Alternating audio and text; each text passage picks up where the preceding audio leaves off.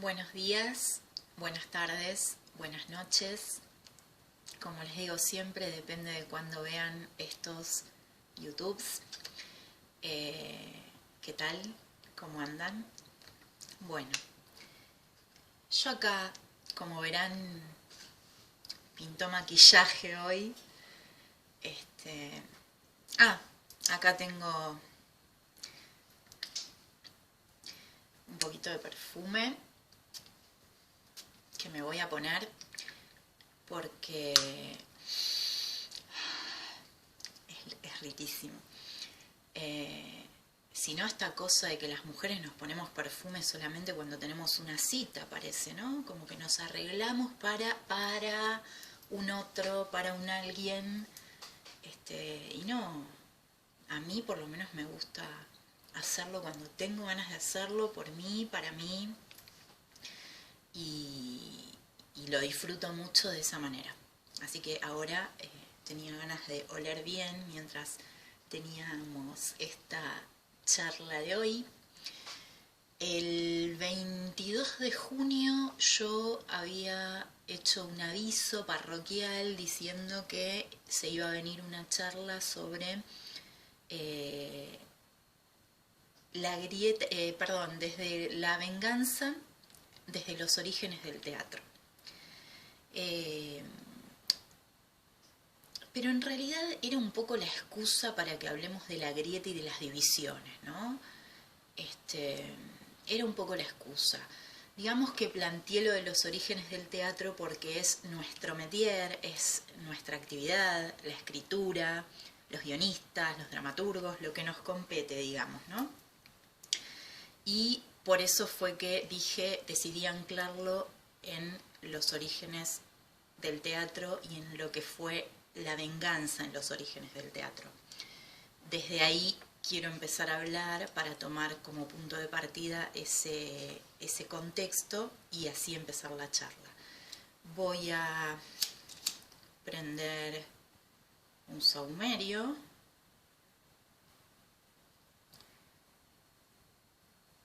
Que me encantan los saumerios.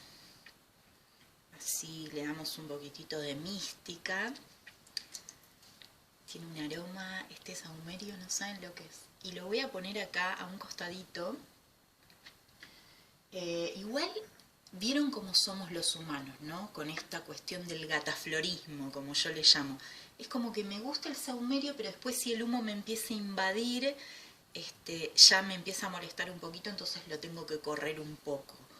Es gataflorismo, histeria. No creo que sea histeria, no. No. Bueno, ¿cómo los trata esta pandemia?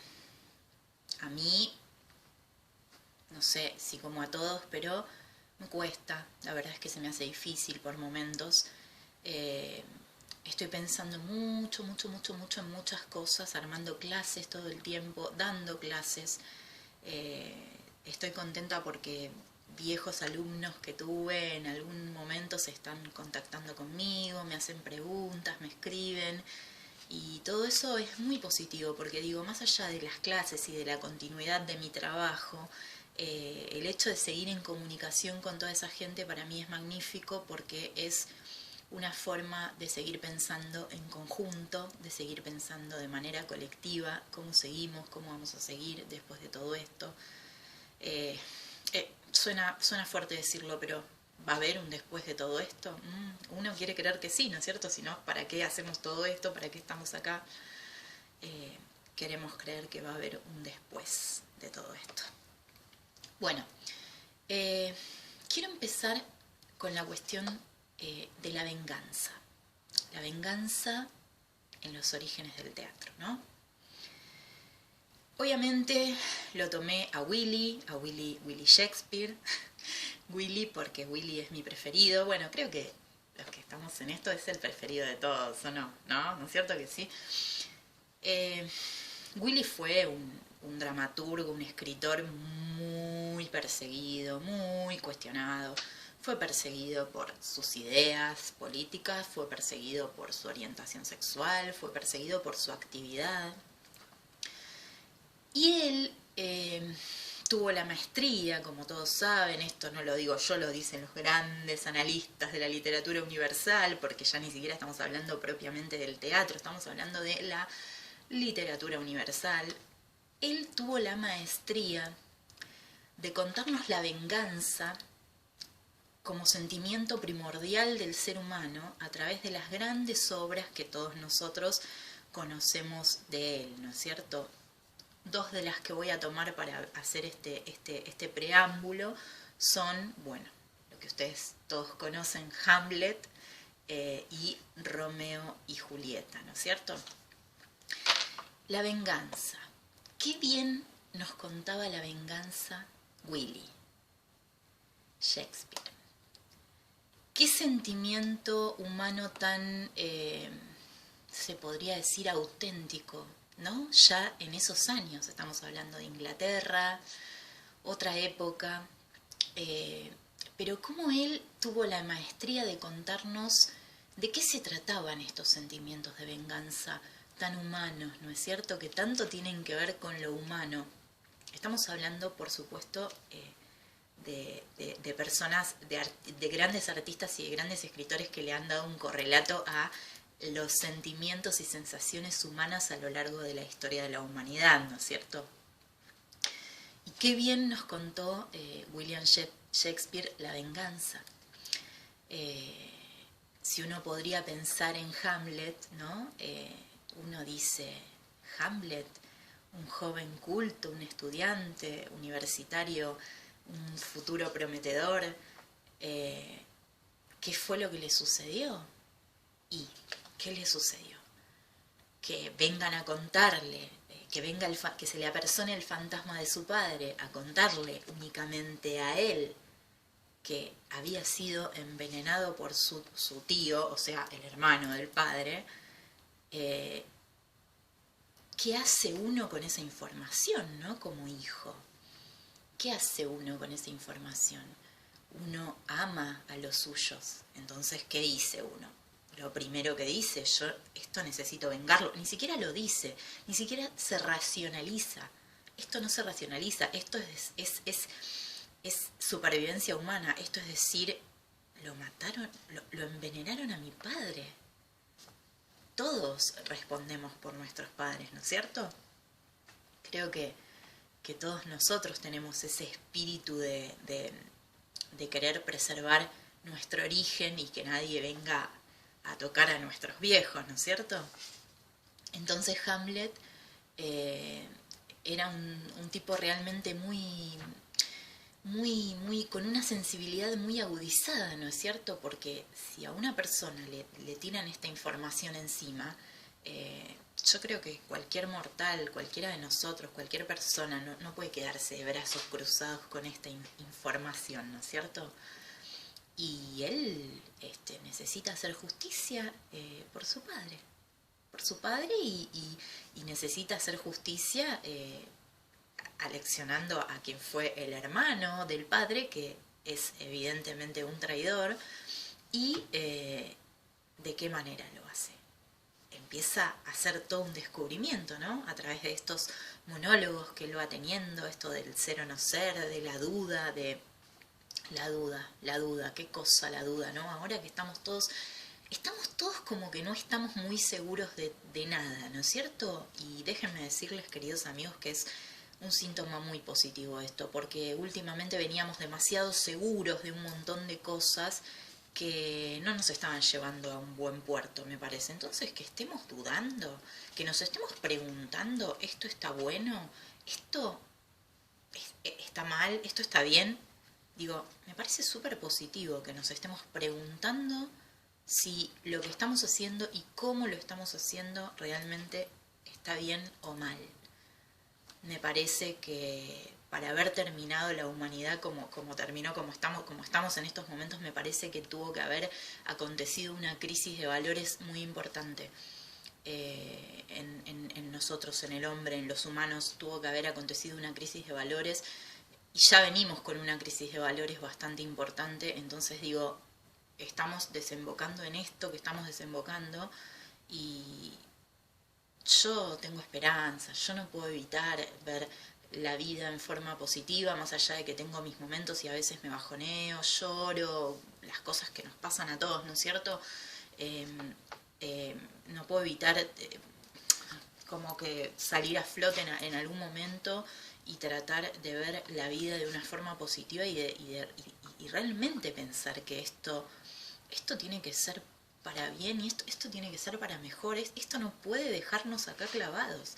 Esto realmente nos obliga a que pensemos cómo vamos a salir de acá.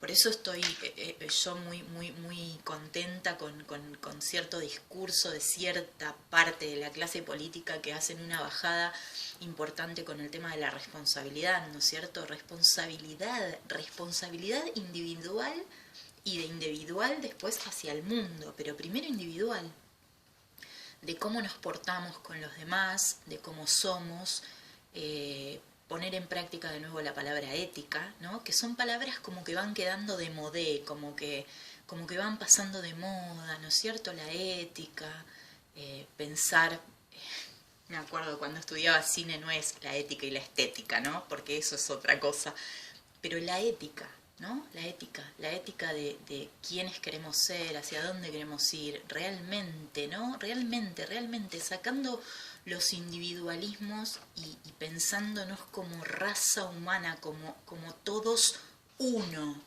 todos somos uno, como decía John Lennon, mi queridísimo tocayo libriano, ¿no es cierto? Todos tenemos que ser uno, aunque no sea así, ya sabemos que no es así, pero tenemos que intentarlo, tenemos que serlo, no queda otra, no podemos salir de acá en forma individual, no podemos salir a la superficie y asomar la cabeza para respirar una bocanada de aire sabiendo que estamos respirando una bocanada de aire, pero que por esa bocanada de aire estamos ahogando al resto. No seamos así, por Dios. Digo por Dios, lo tengo incorporado a Dios. Claro, porque yo no me considero creyente católica, pero yo tengo bien claro quiénes son mis dioses. Creo infinitamente en el poder del universo, de la naturaleza, de las estrellas.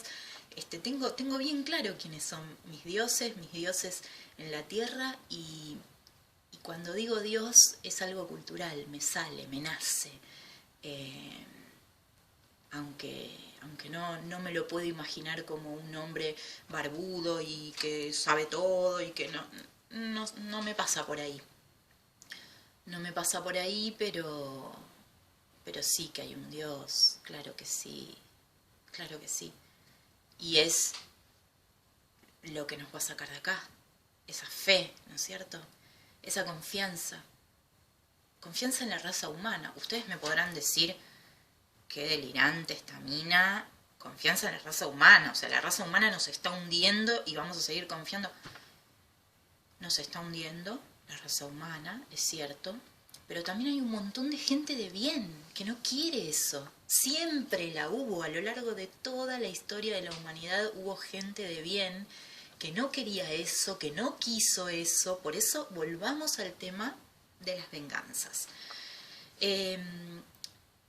Hamlet, ¿no? ¿Qué historia tan que está en nuestra médula, ¿no? Hamlet, todos la conocemos, el que no la leyó se habrá enterado de qué se trata. Está en nuestra cultura inmersa. Hamlet, vengar ese sentimiento. ¿Quién podría atreverse a decir que Hamlet es malo, ¿no? Si lo que estaba queriendo hacer era un acto de justicia para reivindicar a su padre y a la memoria de su padre, ¿no es cierto? ¿Quién podría decir que Hamlet es malo? Venganzas. Romeo y Julieta. Otro caso. Ahí tenemos. Más allá del rococó y del romanticismo y de todo lo que significa esa historia y todas las interpretaciones que tuvo y que tiene a lo largo de la historia, porque en realidad Romeo y Julieta terminaron muy trágicamente y uno a esta altura de la vida puede pensar que sí, que todas las historias de amor tienen ese nivel de tragedia o tienen un mínimo de nivel de tragedia, ¿no? Al menos yo ese es el correlato que le hago, que todas las historias de amor tienen su pequeña gran tragedia por detrás, ¿no es cierto? Más que nada por las historias que no son, que no llegan a ser, ¿no es cierto? Y quizás es lindo pensarlas desde ese ángulo, ¿no es cierto? Las historias que no se concretan, que por algo no llegan a ser, o no te... pero no desde un lugar ni siquiera de duelo, lo digo desde un lugar que tiene que ver con lo artístico y lo que hace a nuestra actividad, a lo que hace escribir, en este caso, historias de amor, ¿no es cierto? La historia de amor tiene esa pequeña tragedia de lo que fue y también de lo que no fue, de lo que no pudo ser, ¿no es cierto? Y en esa ambivalencia, en esos dos extremos de lo que fue o de lo que no pudo ser, siempre hay, los guionistas encontramos un juego interesante ahí, ¿no es cierto? Algo que se equipara, ¿no? De lo que fue, de lo que no pudo ser, de ahí muchas veces motorizamos las historias para contar una historia de amor. Me voy a acomodar la pierna porque me senté, quedé como arriba de la rodilla. Entonces, eso es la venganza como la planteaba Shakespeare, en eso estábamos, la venganza, ¿no? ¿Qué pasa con Romeo y Julieta? Romeo y Julieta pertenecían a dos familias, los Montesco y los Capuleto, que pertenecían a dos familias que eran enemigas, sus familiares antepasados estaban enfrentados, ¿no es cierto? Sin embargo, ellos se enamoran y tenían bien claro que eran enemigos, que por más que ellos directamente no fueran enemigos, sus familiares antepasados habían sido raudos enemigos. Entonces, ¿qué podía surgir de ese amor si algo que no terminara en tragedia? ¿No es cierto? Si había una enemistad muy grande. ¿Por qué eran enemigos los Montesco y los Capuleto? Eso es muy interesante. Los Montesco y los Capuleto pertenecían a dos familias, me encanta decir esta palabra que voy a decir ahora, de alta alcurnia. Me encanta decir de alta alcurnia. No sé por qué, no sé, pero me resulta como cómico, gracioso. Bueno, pertenecían a dos familias de alta alcurnia, los Montesco y los Capuletos.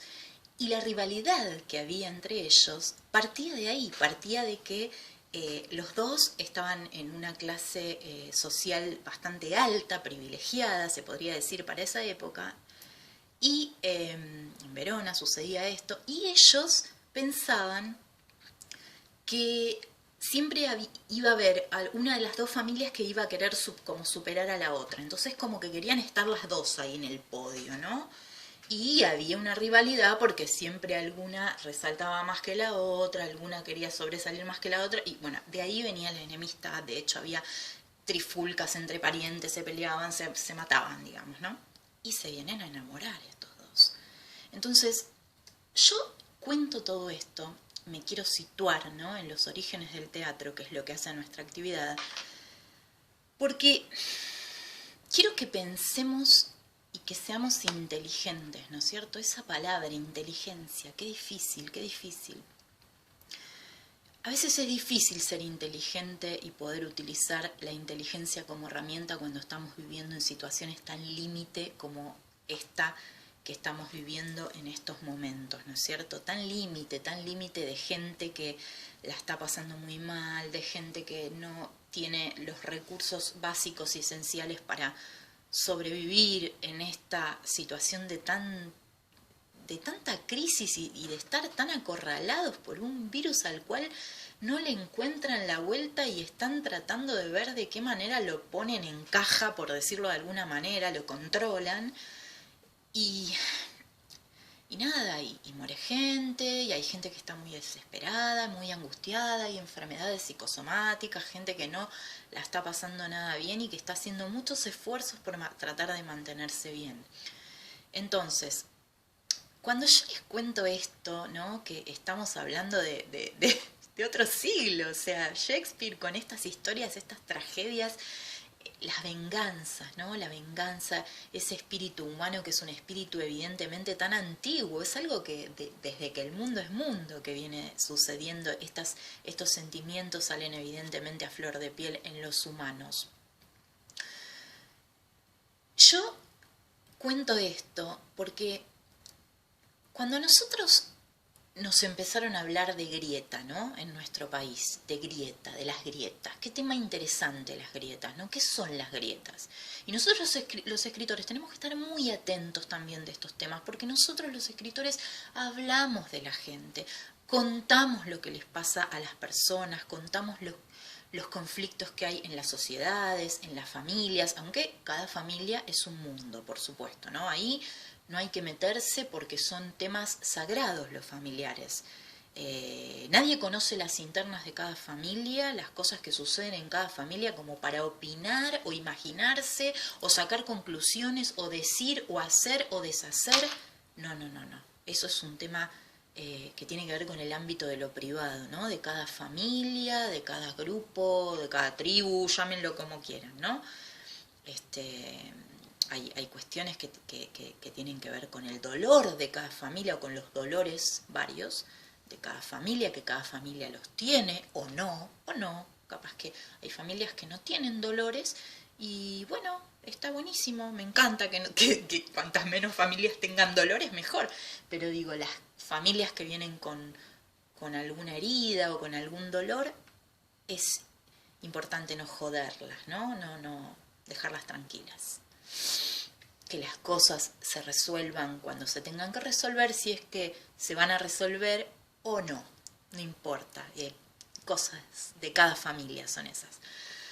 Bueno, y vamos a esto, ¿no? El tema de las familias enfrentadas, de los odios, un tema tan actual, ¿no es cierto? Todo lo que nos está pasando ahora, los odios de los cuales somos víctimas, y todos somos víctimas, por eso hablaba recién del tema de las familias, todos tenemos divisiones, yo en mi familia pasan esas cosas, no es la única familia la mía, conozco otras familias que también están viviendo esta clase de crisis tan profunda.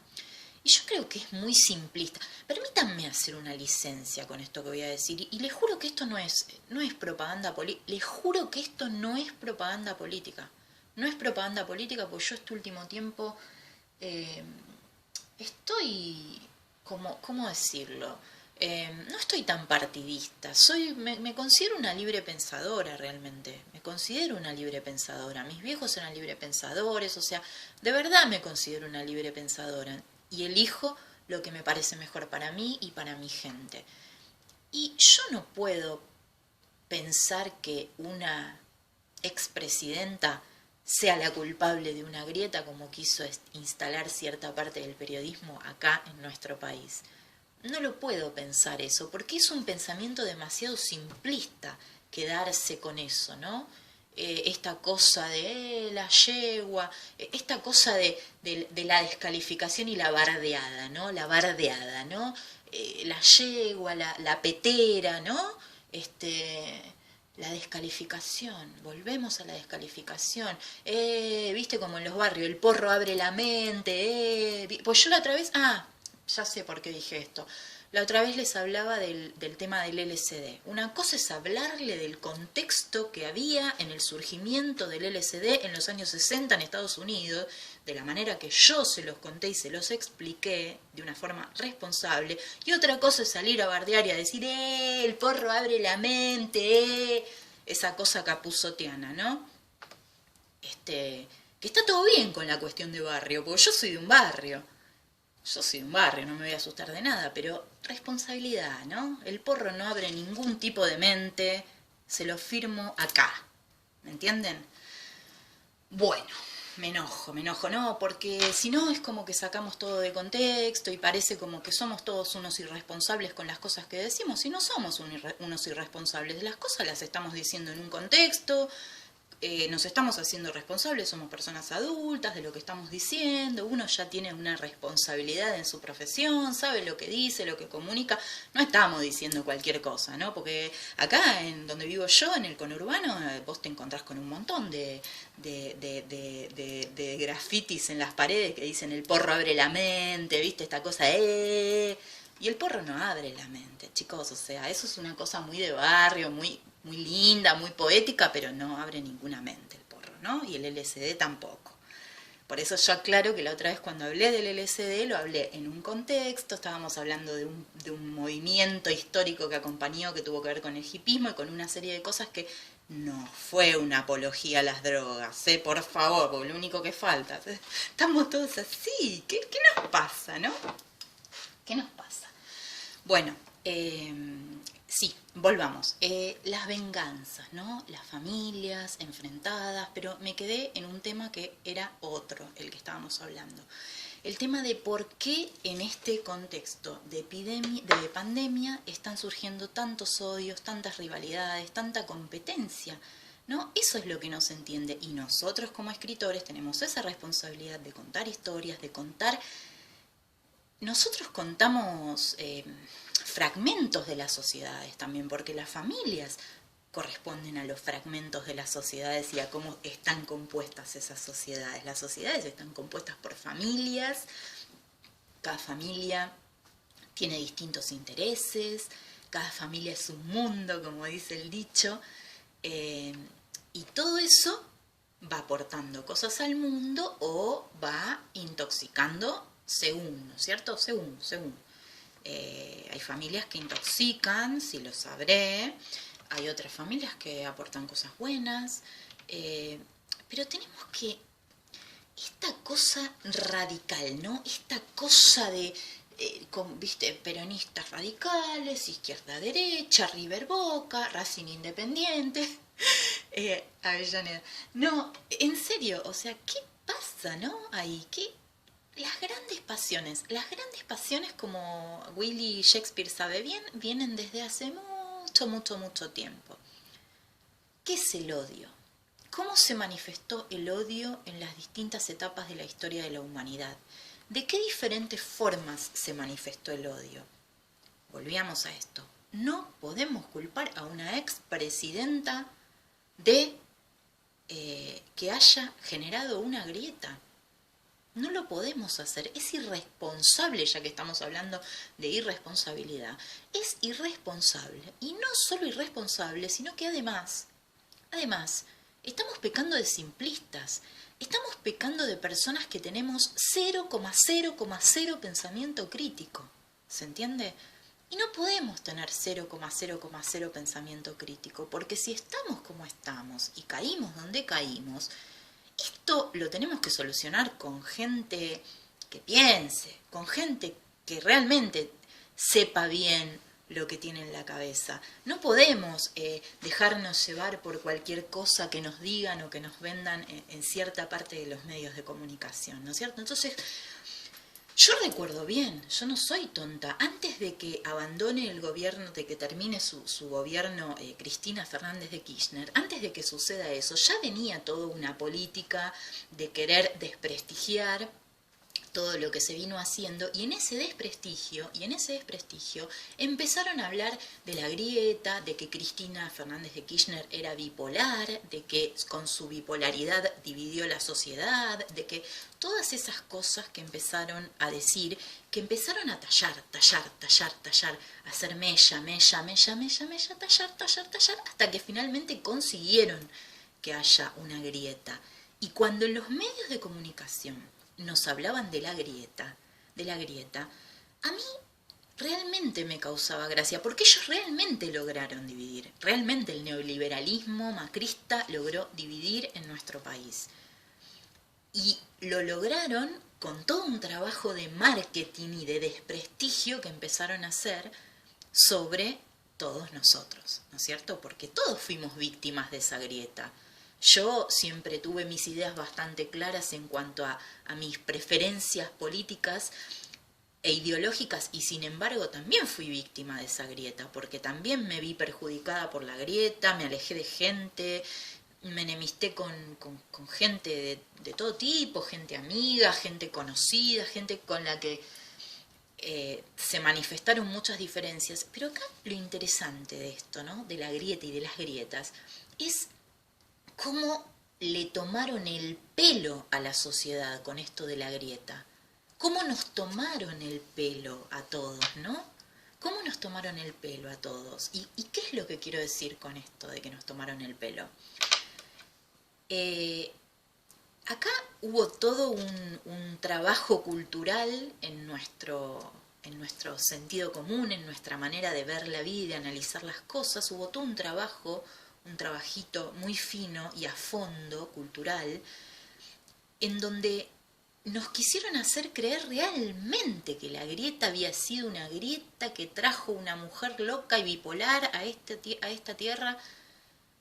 Y, a ver, yo no estoy, a ver, no estoy en la cabeza de Cristina, no estoy diciendo, lo único que estoy diciendo es que es muy simplista, o sea, remitirse a ese pensamiento. Realmente es muy simplista. O sea, nosotros nos tenemos que dar cuenta que es una falta de respeto a la historia, no solo argentina, sino a la historia universal, una falta total de respeto a la historia argentina y universal. El hecho de que nos hayan hecho tragar que la grieta fue culpa de un político que hizo las cosas más o menos bien y que en realidad ellos eran buenos y venían a traernos buenas cosas. Es ingenuo, irrespetuoso, es una falta total de ética y de respeto que nos hayan hecho creer eso, porque la grieta existe desde Shakespeare, porque la grieta existía acá en Argentina con los unitarios y los federales. O sea, ¿qué fueron los unitarios y los federales? Los unitarios eran las familias de la élite porteña que estaban en contra de los federales, o sea, y hubo guerras y enfrentamientos y batallas. Entonces, ¿no les parece, de verdad, no les parece demasiado irrespetuoso que nos hayan venido a contar que había una mujer mala que en realidad dividió a la sociedad porque era bipolar? ¿No les parece que es una maldad, perdón, lo voy a decir así, una guachada? Disculpen la palabra si les parezco impertinente, ¿no? ¿No les parece una guachada que nos hayan venido a vender eso? Y además el pensamiento misógino y dominante patriarcal. La mujer es mala, las mujeres no saben manejarse en política, mujer que agarra el volante de la política, mujer que termina estrellada como el Titanic contra un iceberg. Esa es la idea que nos quieren instalar, ¿no es cierto? Para que las mujeres nos dejemos de joder y no, mi amor, anda a la cocina a lavar los platos, quédate en tu casita tejiendo y bordando, mientras los que nos ocupamos de la política somos los machos. ¿Entendés? Esa es la idea que hay de fondo, ¿no es cierto? Las mujeres no sirven para la política, termina mal el país con una mujer, pero de paso te la vienen metiendo doblada, digamos, pero te la van metiendo a Amalia Granata, te la van metiendo a María Eugenia Vidal, que pobre, hizo un desastre acá en la provincia, pero bueno, no importa, ¿no? Es inevitable, yo no puedo evitar hablar de política y que me salgan mis pensamientos políticos y decir lo que pienso. Pero esto ya, pero de verdad les digo que es simplista remitirnos a la situación de decir kirchnerista, no kirchnerista, sos K, no sos K. No, esto es sentido absolutamente común. Sentido absolutamente común. O sea, lo que instalaron de que a las mujeres se nos va la mierda un país es para que nunca más sobre la faz de la tierra se nos ocurra a las mujeres querer participar en política. Pero es obvio que fue por eso. Es obvio que fue por eso. Y todos nosotros tenemos que tener la inteligencia de darnos cuenta de eso. Más allá de que les guste o no les guste Cristina, como haya gobernado. O sea, a ver, entendamos, ¿no? Porque de última, si no les gustó, no la votan más y listo. Pero acá es otra cosa lo que estamos discutiendo, ¿no? O sea, a mí me pasa que soy una mujer que tengo años de carrera, en una carrera en donde saben cómo tengo los brazos ya de remar, y remarla, pero bueno, no importa, pertenezco a una clase en donde la remada es lo que hay. No me interesa, no me preocupa remar y seguir remando y morirme remando si es necesario. Pero a lo que yo voy y lo que yo quiero transmitir con esta idea de esto de los enfrentamientos, las venganzas y todo esto, es la siguiente idea. Me pasa a mí, que tengo 40 años, y me pasa que tengo que estar explicando por qué me meto en determinadas cosas a hacer determinadas otras cosas. Me pasa que hay gente que me dice, pero como vos no sos directora de cine, ¿qué haces haciendo esto? Pero como vos no escribís, ¿qué haces haciendo esta otra cosa? Pero ¿por qué estás actuando? Si en realidad vos sos realizadora audiovisual, vos estudiaste eso, ¿por qué estás dedicándote a otra cosa? Chicos, a ver, ¿no? Las mujeres hacemos todo y hacemos todo siempre. No sé si ustedes se quieren enterar de esto. Las mujeres, las que tienen hijos, se encargan de todo. Se encargan de sus hijos, se encargan de cuidarlos, se encargan de todo, de todo. Las que no tenemos hijos, como yo, nos encargamos de otro montón de cosas, porque yo no tengo hijos, pero me ocupo de mis padres, me ocupo de montones de responsabilidades que tengo a nivel familiar, digo, ¿no? Entonces, no es, claro, no, como vos en realidad no tenés hijos, estás al pedo, esto lo podés hacer. No, no, hay todo un prejuicio instalado.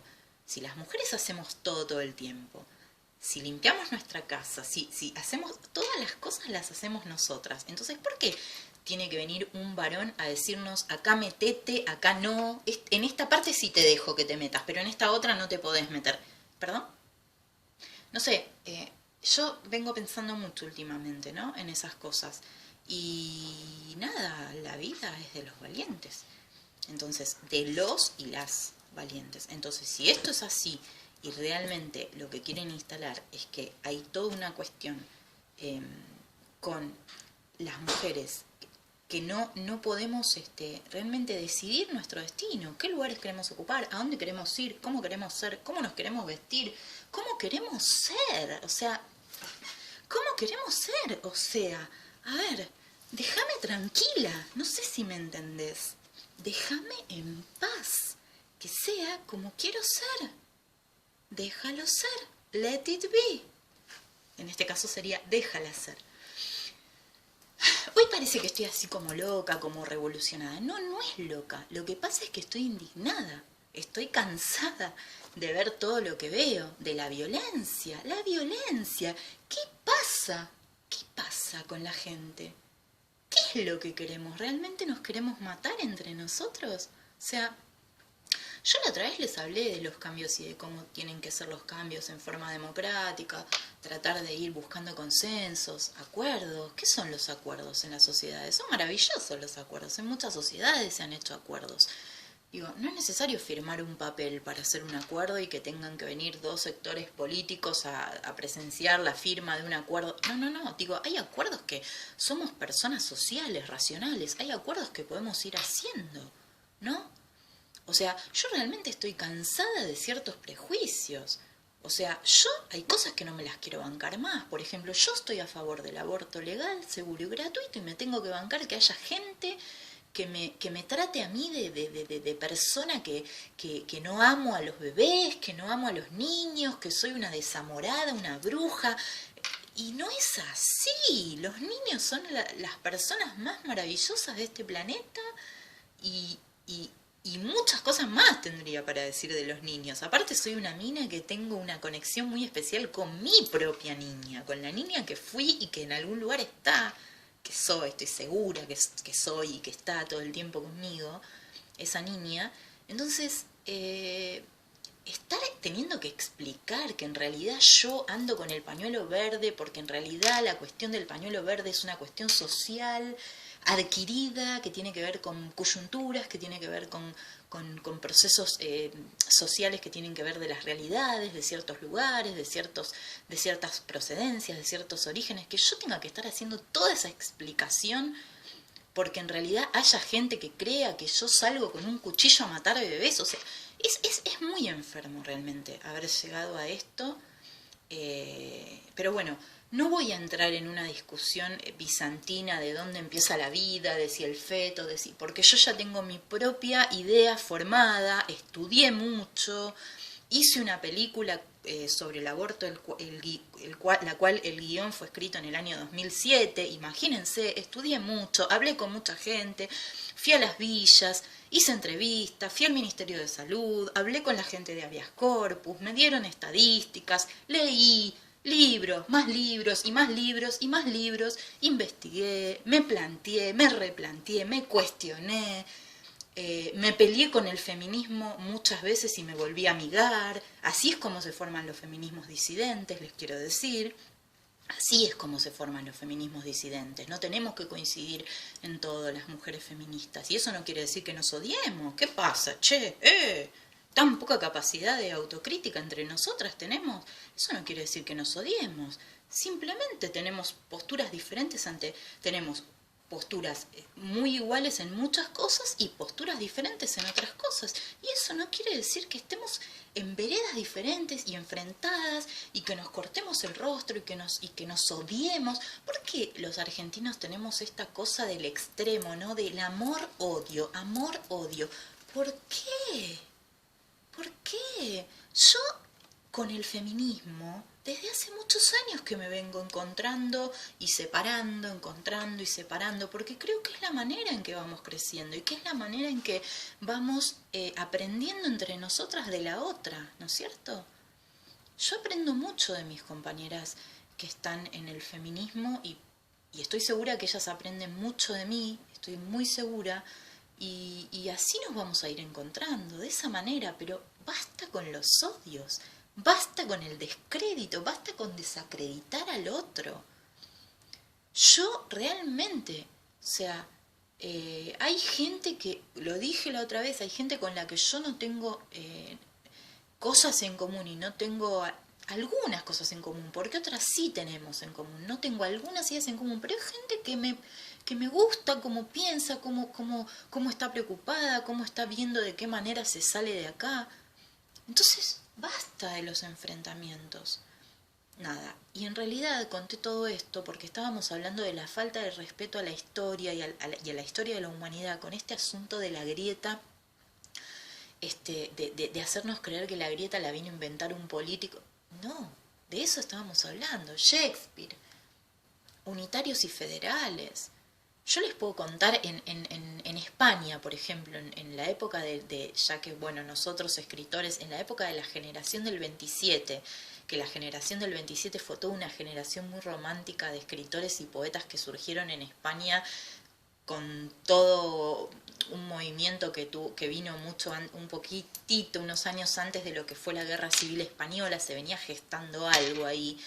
Y en España también hubo una división ahí entre los poetas, que entre ellos de ahí salió Machado, de ahí salió García Lorca, de ahí de la generación del 27 de España. También hubo una división en ese movimiento que se fue gestando. Le llamaban Rafael Alberti, el escritor español, había hablado en una poesía, había hablado de esto, del tema de que a una parte de esa España le llamaban la España despierta y la España del bostezo le llamaban, porque había dos Españas que claramente se estaban manifestando en ese momento, y bueno, después todo eso eclosionó con el resultante de lo que fue la Guerra Civil Española y cómo se decantó todo el tema con los republicanos y los partidos, bueno, más del tipo del corte comunista, que fueron los partidos más revolucionarios, pero bueno, nada, esto lo digo a cuenta de la historia, de lo que sucedió en la historia, ¿no? Entonces, en la Guerra Civil Española, en la época de Franco, digamos, en España, familias enteras divididas. Entonces, ¿qué me vienen a hablar? ¿Qué viene Macri a hablarnos a nosotros de la grieta? ¿Qué puede tener Macri y el macrismo o María Eugenia Vidal o esos íconos de la cultura que tienen? Que realmente, yo pienso, digo, ¿esos son los íconos de su cultura? Qué mal estamos, qué mal estuvimos, de verdad, ¿no? ¿Qué puede tener para decirnos María Eugenia Vidal o esa gente de la grieta, cuando en Europa con las guerras venimos de historias de grietas y de grietas y de familias enfrentadas? O sea, seamos realistas. Entonces, ¿saben qué es lo que pienso? Y se los voy a decir honestamente. Pienso realmente que Macri y la gente que está con Macri en algunos casos es gente que tiene una visión muy europeísta, que no cuestiono la visión europeísta, pero ¿qué es lo que cuestiono? Quiero que quede claro esto, no cuestiono la visión europeísta, pero para tener una visión europeísta y eurocentrista tenés que haber leído mucho, tenés que haber sido una persona muy culta, que tenés que haber investigado sobre la historia para atreverte a venir a querer ser el presidente de un país y lo que transmitís sea realmente un discurso serio, convincente, verdadero, de que lo que estás diciendo está basado en hechos. Entonces, si vos tenés una visión europeísta, pero sos una persona vacía, carente de todo contenido y cultura, que no leíste, no te informaste, no sabés cómo funciona el mundo y los procesos revolucionarios en el mundo y un montón de cosas, es lógico que vengas acá a la Argentina y la actitud de Macri, viniendo acá a la Argentina a querer ser presidente, es decir, no, yo en otros países esto, y venís acá y nos vendés espejitos de colores a nosotros que somos los ignorantes, ¿no es cierto? O sea, esa es la actitud que tiene Macri. Por eso digo, una visión europeísta, pero desde un lugar jodido, de engaño, de querer venir a mentirnos, ¿no es cierto? Porque si vos sos una persona que realmente te involucraste en los procesos de la historia europea y conocés bien, no venís con total liviandad a vendernos que la grieta en este país la instaló una presidenta que era bipolar y que por eso la sociedad quedó dividida. ¿No es cierto? Me parece de una jodidez, por no decir otra vez irresponsabilidad, de una jodidez importante hacer eso. Y tiene razón Felipe Piña cuando dice que es una falta de respeto a la historia y una falta de respeto a la historia universal. No podés tener el tupé de venir a nosotros. Es feo lo que voy a decir, pero a nosotros solos nos venden esas cosas. A nosotros solos viene cualquier presidente de ojitos claritos a decirnos que en realidad la grieta, y nosotros creemos, vamos y compramos. No quiero ser ofensiva. Ay, perdón, no quiero ser ofensiva, se me cayó el mouse. No quiero ser ofensiva porque también es verdad que hay un montón de gente que fue engañada y que fue estafada por haber creído. Y nada, no podemos tampoco ser malos, ¿no? La maldad con esa gente. La gente que fue engañada no merece que además de haber sido engañada seamos malos con ella. Fue engañada porque fue boluda, como fui boluda yo muchas veces en mi vida en un montón de situaciones, les podría enumerar miles. Pero digo, ¿fuimos boludos? Sí, fuimos boludos. Lo digo como en genérico, incluyéndome en ese somos boludos. Sí, somos boludos, nos equivocamos, confiamos, también tenemos una parte como de mucha credulidad, ¿no es cierto? De decir, no, porque si viene de las clases altas no va a necesitar robar. Esos pensamientos que yo digo, perdón, volvamos a la base de donde nos perdimos. Nadie tiene que robar. O sea, ni el que viene de la clase alta, ni el que no viene de la clase alta. O sea, robar no entra. O sea, no sé, anda a hacerte delincuente, no te dediques a la política si lo que querés es robar. Digo, perdón, ¿en qué momento fue que tuvimos que... ¿En qué momento sucedió que esto lo tenemos que aclarar? Ah, ¿no era que en realidad no se robaba en la política? ¿En qué momento sucedió que lo teníamos que aclarar, que teníamos que parar la pelota, como diría Víctor Hugo Morales, que teníamos que parar la pelota y aclararlo esto? Pero parece mentira, sí, lo tenemos que aclarar. Lo tenemos que aclarar, que en la política no se roba, que la gente que se dedica a la función pública tiene que tener otro tipo de aptitudes, no la mano fácil en la billetera ajena, digamos, o sea, por decirlo así, porque robar el Estado es robar la billetera ajena, la billetera de todos. Entonces, por eso, o sea, llamemos las cosas por su nombre también. Digo, ¿en qué momento hubo que aclararlo esto? ¿En qué momento sucedió que tuvimos que aclarar que el que se dedicaba a la política no tenía que robar? Complicado. Algo se desfasó, algo se desencadenó. Hubo algún momento en donde algo se fue, como veníamos diciendo antes, esto de la crisis de valores, ¿no es cierto? La crisis de valores, veníamos evidentemente en una crisis de valores. Por eso digo, esta pandemia vino a echar luz sobre todos nosotros y a que se vea todo, porque lo estamos viendo, está claro todo lo que está sucediendo. Y vino a echar luz ¿para qué?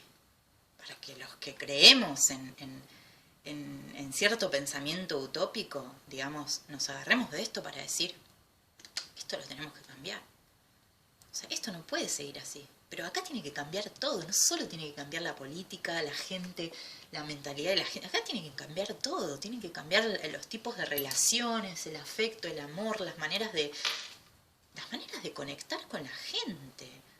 O sea, yo defiendo el aborto legal y quiero poder sentarme con un vegano o con una vegana a tomar un café y hablar de los respectivos intereses de ambas dos partes, digamos. O sea, quiero poder sentarme con una persona así. No es que no quiero, no es que estoy negada. No sé, lo que pasa es que tenemos que hacernos cargo de que acá hubo mucha mentira. Nos decían que nos querían convertir en Venezuela, nos decían que no teníamos apertura al mundo. Y ahora la tenemos, la apertura al mundo. Entonces yo pregunto, ¿no? ¿Ahora de qué se va a agarrar el macrismo? ¿De qué se va a agarrar el macrismo ahora para decir que no tenemos apertura? ¿Se dan cuenta que ya no se pueden agarrar de nada? Porque ahora, si fue verdad que en algún momento no tuvimos apertura al mundo, ahora en este momento sí que la tenemos, la apertura al mundo. Porque desde lo cultural yo les puedo decir que se nota y se nota mucho. Entonces, ¿de qué se están agarrando ahora? Que dicen cuando Susana Jiménez hace una retobada y se va para Uruguay, arma una valijita y se va para Uruguay y dice, no, en realidad me voy porque nos quieren convertir en Venezuela. Ya no te la creo, Susana Jiménez, que nos quieren convertir en Venezuela, ¿eh? Antes capaz te la podía creer alguna que otra vez me lo podías meter ese buzón, pero ahora, ¿de verdad? Como está la globalización pandémica, que está full, no sé si leyeron el texto ese que recomendé de Richard Sennett, ahora que está la globalización pandémica, con la comunicación y todo, ¿de verdad? ¿Ahora Macri va a decir que no tenemos apertura al mundo? Ese verso ya no lo pueden decir más, van a tener que inventar otro. Esto es lo que sucede, nos mienten y nos mienten y nos mienten y nos mienten. Por eso, cuando hablamos de grieta, cuando viene un presidente a hablarnos de grieta, leamos, agarremos los libros, veamos en la historia, ¿qué fue el apartheid? El apartheid cuando fue todo lo de Mandela. ¿Qué fue el apartheid cuando fue lo de Mandela? En África. Fue eso, fue la discriminación racial, el odio, la xenofobia a su enésima potencia. Por eso a mí me causa gracia cuando Macri habla de Mandela, cuando lo ha citado a Mandela. ¿Vieron cuando ustedes dicen, chicos, por favor, ¿qué nos está pasando? O sea, reaccionemos. O sea, ¿de verdad le vamos a creer a Macri, que es un liberal de pura cepa, que nos venga a hablar de Nelson Mandela? O sea, revisemos, agarremos los libros de historia nuevamente y empecemos a pensar el mundo de nuevo. Que no nos mientan más, que no nos engrupan de la manera que lo hicieron. Se los pido por favor. O sea, realmente, y ustedes saben que yo cuando hablo le hablo, especialmente a la comunidad artística, que es mi comunidad, pero también a todos, o sea, no sé, a quien escuche este video, que obviamente los artistas no somos de cerrar puertas, somos más bien de abrir, así que quien quiera oír que oiga, quien se quiera sumar que se sume, digamos, ¿no? Ese es el punto. ¿Qué pasa que nos engrupen con cualquier cosa? ¿De verdad Macri, con la tradición familiar que tiene, nos va a venir a hablar a nosotros de Nelson Mandela y nosotros le vamos a creer? Acá tenemos que hacer un trabajo profundo. La derecha merece tener una oportunidad también. La derecha merece ser transformada. La derecha no fue toda la vida de derecha. Hubo gente de derecha que finalmente se terminó haciendo de izquierda y o al revés, la gente se va como cambiando de bando. Por eso me causa gracia cuando vuelvo a reírme con el tema de la grieta. Los bandos existieron siempre desde que la sociedad es sociedad, desde que las culturas y las primeras civilizaciones existen, que la grieta es grieta. No sé, yo la otra vez había recomendado una película en mis redes, que siempre a veces recomiendo películas que me parecen buenas, porque yo si una película no me parece buena, si no me parece que está bien dirigida, bien actuada, no recomiendo nada. Yo sí realmente recomiendo cosas de valor, digamos. La película La Guerra del Fuego, de Anud, esa película es increíble. esa película es increíble y seguimos, ¿no?, con este tema de los grupos, de las tribus. Yo digo que es el principio básico de la sociología, esa película. Con mis alumnos de guión siempre, pero siempre, siempre, siempre hablamos de esa película y siempre la traigo a mis clases, porque es una película increíble, cómo se resume en unas pocas imágenes que conectan con lo salvaje, porque tiene que ver con el hombre prehistórico, pero desde esa cosa primogénita, ¿no?, de lo salvaje, cómo se puede llegar a mostrar en imágenes, cómo dos seres de dos grupos distintos se fusionan para crear algo nuevo, que creo que es lo que venimos necesitando nosotros en estos momentos. Nosotros venimos necesitando, está perfecto el saumerio, venimos necesitando esto, venimos necesitando que personas de distintos grupos estrechemos manos y puentes y lazos. De esa manera vamos a limar la grieta, a limar, como se dice comúnmente, limar asperezas. De esa forma lo vamos a hacer. ¿De qué otra forma lo vamos a hacer si no? Debemos besarnos, abrazarnos. No podemos besarnos ahora, es verdad, no podemos abrazarnos. Pero ya lo vamos a poder hacer, y cuando lo podamos hacer, ¿cómo va a ser esto? ¿De qué forma va a ser? ¿Qué expectativas tenemos? Porque nosotros los escritores tenemos expectativas de la creación, de la escritura, de cómo vamos a seguir, pero ¿qué expectativas tenemos como humanos? ¿Cómo vamos a hacer con el otro? Y cuando digo con el otro me refiero a lo básico, no sé, preguntarnos cómo vamos a hacer con el vecino de al lado, por ejemplo, ¿no? Que el otro día mi vecino de al lado, por ejemplo, me cortaron el wifi, y estuve como varios días sin wifi y ya me estaba desesperando, y mi vecino al lado se copó y me prestó la contraseña para que yo pudiera usar el wifi de él. Entonces le agradecí mucho y le dije que si en algún momento le cortaban el wifi a él, que me pida la contraseña del mío y yo se la prestaba. Digo, cosas chiquitas, básicas, ¿no? De empatía, de buena onda, de buen vecino o de buena vecina sería en este caso. Digo, ¿qué pasa que no podemos ser amables? No sé, es algo que me pregunto todo el tiempo, escribo mucho también sobre este tema, porque me angustia, estamos todos muy violentados con esta competencia irracional. Hay una competencia irracional entre los seres humanos. ¿Qué es lo que nos pasa? Ah, no, vos me miraste de tal forma, entonces yo me voy a vengar. Volvemos a la venganza, ¿no? Que los psicoanalistas analizaron mucho el tema de la venganza, del odio, de qué se tratan estos sentimientos. Digo, uno puede tener sus preferencias políticas, sus colores políticos, sus simpatías, pero no nos venguemos de nadie. Nuestro presidente Alberto Fernández, cuando asumió la presidencia, dijo que quería una Argentina en donde no se hablara más de venganza. Y yo le creo que este hombre que tenemos de presidente tiene muy buenas intenciones y no quiere ningún tipo de venganza, porque ya no nos podemos seguir vengando de la cara.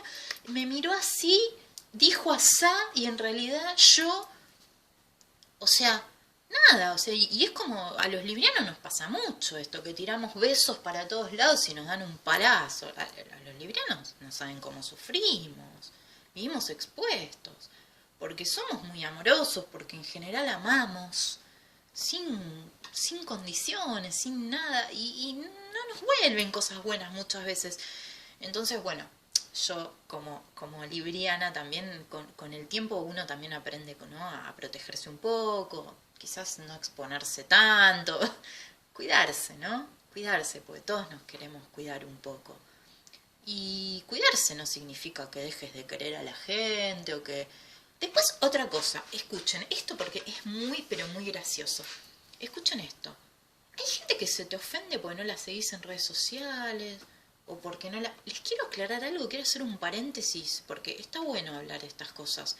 Digo, yo a veces sigo gente, a veces me pinta que no la quiero seguir más y la dejo de seguir, después la vuelvo a seguir, después la dejo de seguir. Bloqueo gente también a veces cuando me pinta, si tengo ganas de bloquear a alguien lo bloqueo, si no lo quiero bloquear no lo bloqueo, lo dejo ahí. Digo, ¿en qué momento el tema de las redes se convirtió en la calificación de las personas? Digo, vos puedes respetar a una persona y que sea una persona que ni pinta en tus redes sociales y sin embargo, no sé, es como que está todo mezclado, ¿no? Es como que, no me seguís en las redes sociales, vas a ver qué es lo que te pasa ahora. ¿Perdón?